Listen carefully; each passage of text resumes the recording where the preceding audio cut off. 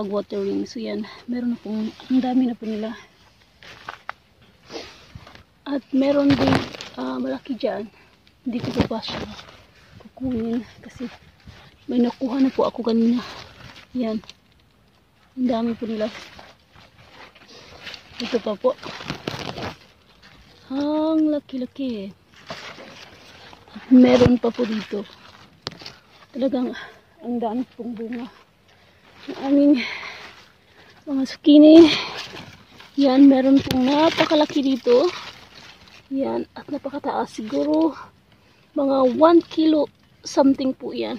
Laki po niya. So, meron na po akong na-harvest. Kanina, ang dami ko pong na-harvest. So, ito na po yung na-harvest ko ng mga zucchini. Napakarami po niya at napakalaki.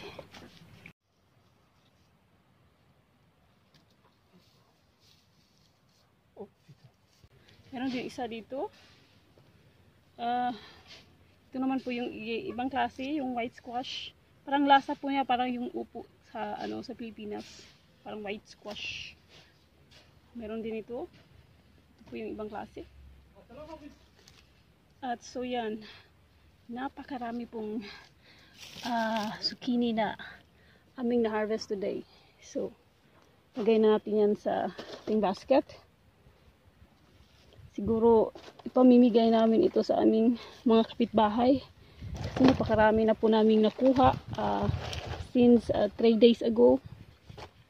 Pang-apat na harvest na po namin ito. Magtitinda na siguro kami ng gulay nito.